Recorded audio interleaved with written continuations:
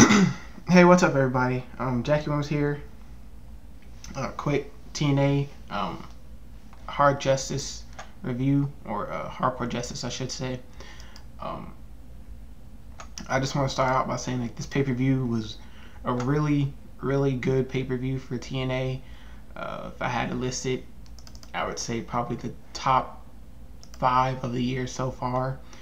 And I know a lot of people are thinking that's not pretty hard to do since TNA is garbage. But I really like TNA, especially in recent months. They've been putting out a decent storyline, and they've been continuous with the same storylines over and over. It's something that up until recently you wouldn't see in WWE. You'd see more 1 month storylines or 2 month storylines from WWE, and then that'd be about it. TNA, they may overdo it, but they also try to make storylines last and feuds seem legit. And I think that's a really good thing to do. But anyway, on to the review. Hardcore Justice started out with the X Division title match. Austin Aries came out, had a pretty good showing in the match. SHELLEY also had a good showing. Like the finishing spot with the sliced bread on top of to Austin Aries on top of SHELLEY. I thought it was kind of a nice little twist in there. Kind of nice how later in the show Austin Aries was going on about how you didn't pin him and he's still champion. Personally, I'm a fan of Austin Aries. I think he's one of the best TNA has. I know it's biased because he just came in, but I've been a fan of his on the indie scene. He was in ROH and PWG. Really, he's one of those all-around guys who can fit into any mold. And until recently, except for AJ Styles and maybe Samoa Joe, TNA hasn't really had any of those guys. And now Austin Aries is here, and he's in TNA, and he's one of those guys. He can be listed with Jericho and CM Punk if that's what you want to list him as. There were some really good spots in the match. Good chemistry between the three guys, or amongst the three guys. My only complaint is that it should have been higher up the card, and in my opinion, it seemed too short to be a title match. But 3 out of 5, 3.5 stars, I give it. Up next is the Knockouts Tag Team Title match. Most people bash them. Well, most people will bash it because it's a women's title match, or because it's a women's match. Period. Personally, I found this match to be quite interesting, given the short build that they had to it. TESSMACHER and Tara got a really nice pop from the crowd. ROSITA and SARITA, they were really coexisting as a tag team. Rosita's starting to pick up more and more in the ring. She's starting to develop more. I know she started out green. She's one of the rookies. Kind of, I don't want to say Lacey Von Erich style, but in terms of experience, she's really new to the industry, and that's not entirely a bad thing. The match itself, they had a nice story behind it. Nice heel advantage with a babyface comeback. Really nice, detailed. Give this star a 2.5 out of 5. I know that's kind of lenient for a women's match, but considering the match that followed, it's understandable. And up next was a Bound for Glory series match, or whatever it's called. Pope versus Devon. I'm not a big fan of Devon. I've never been a big fan of Devon. He's never really appealed to me as like a main event wrestler or even a single star.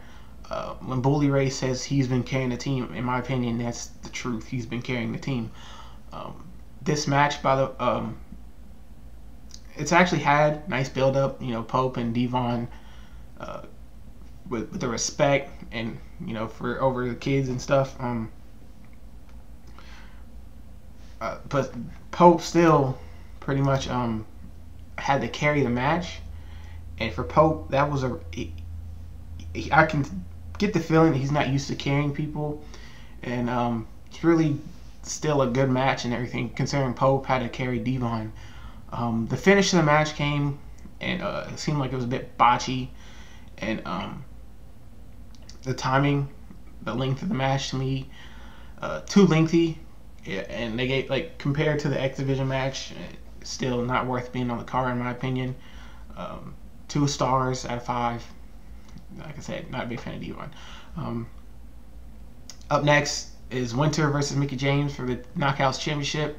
In my opinion, one of the best women's matches I've seen all year. Winter was able to be a solid heel in this match. Angelina played the evil manager role to a T. Referee distractions were done perfectly, even though Hebner was refereeing the match. I like to tell the tape before the match. I didn't see the beginning of the X Division match. I don't know if they did there too. I know they did it before the TNA Knockouts title, tag titles. So I'm guessing they did do it for the X Division. I'm really starting to like that. It's a nice way to diverse themselves a bit from WWE instead of just letting them go out there with a title match. There's no explanation of what's going on for newer fans. The build up to this match was really silly. I didn't really understand it much except for Winter and Angelina being lesbians or something like that. The finish of the match came with the mist spot, which is really nice. You haven't seen it much in the main WWE spot, the main wrestling industry spotlight. And usually when they do it in WWE, it's not done right. It's over, or it could be overdone. But TNA, they did it. Nice work. Winter got the title. Nice to see Mickie James put someone over, and give the star 3 out of 5 stars. Because it's a women's match. Next match is Crimson versus RVD, Bound for Glory series match with Jerry Lynn in RVD's corner to watch his back. This match really was my personal, or one of my personal interest matches, because I've been really interested in seeing where they're going to take Crimson and when they're going to let him be defeated, if they're going to let him be defeated. I'm waiting to see how far they push Crimson up the rankings in TNA. This match was really one of Crimson's highlighted matches so far in TNA. It showed that he was beatable, but it also made him look strong in the end during the match, throughout the match. Finish came with Jerry Lynn interrupting a pinfall, which got RVD disqualified, and I think he lost like points or something. And Crimson gained like 3 points, still in the lead. In my opinion, the match was a bit long, and the fact that they kept showing Jerry Lynn gave away that he was going to do something. You just didn't know when, but you knew it was coming. You just wanted it to hurry up and come and let the match end. Still solid, really good match. I give it a 4 out of 5 stars. Great chemistry between Crimson and RVD. TNA has a lot of great talents that can mold well with each other if they do it right. And this is one of those matches that obviously did it. Next match is another personal interest. It's the Immortal versus Fortune match. And this Gunner, Gunner, Steiner, and Abyss versus AJ, Kaz, and Daniels. Solid teamwork with Fortune and between the two teams, Fortune and Immortal. Immortal looking strong throughout the match. Nice spots, but nice power spots by Gunner, displaying why they call him the blue chip of the Immortal team. AJ Styles pulling off another great spot out of nowhere. Something that caught my attention was Kaz in the beginning with Gunner. You don't really see Kaz as the technical type, and I find that kind of interesting that he was able to pull off more technical style moves and be more mat style this pay-per-view. I wonder if they're going to take it anywhere else, or if they're just going to let him go back to being the high flyer vanilla guy that they have him be usually. A finish of the match came, Springboard Pele, after Gunner drove, I think it was Christopher Daniels, through a table. After the match, they had It looked like I didn't catch it all. It looked like Immortal pretty much kicked Abyss out of Immortal. I'm not sure. I didn't see the rest of it. From what I throughout the match, I'd say it's a 3-star, maybe 3.5. Really strong match. I don't really hate. I can't really take much away from it. It's just the crowd didn't seem too into it, and sometimes that kind of downs the match itself. Next match is Bully Ray versus Mr. Anderson. The view that I had of the pay-per-view during this match, it cut off at the end. I didn't get to see all of it, so I'm not going to review it. If anyone else has an opinion on it, please leave comments below. Next match was the TNA tag titles. Beer Money versus Mexican America. Hernandez and Chavo the Third. Anyways, this match, pretty nice teamwork between the two teams. Hernandez and Chavo the Third are a pretty nice team for an LAX 2.0 ripoff. Beer Money looking really strong as a tag team, coming up with the win. My only downfall is that now Beer Money hasn't any tag teams left in TNA that they can literally face and it'd be a worthy challenge. But if TNA is going the route of putting AJ and Daniels together as a tag team, then that may be why Beer Money retain. Dream match for people who want to see it. Solid ring work, nice super kick finish. Anarchia is pretty much the only downfall. He's not bad in terms of wrestling. I just can't get over the fact that he's more of a Chavo Guerrero ripoff. Solid match, give it a 2.5 stars average. Pretty good match. Up next was the TNA title match between Sting and Kurt Angle. Seen one, you've seen them all. Seen Kurt Angle turns, you've seen them all. Sting and Kurt Angle, they have great in-ring chemistry, but it never seems like either one of them can get a clean victory over the other in TNA.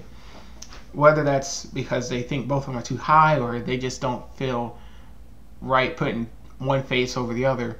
It's really kind of annoying because you really get tired of seeing Kurt Angle screw with Sting or Sting pin the second guy and not Kurt Angle.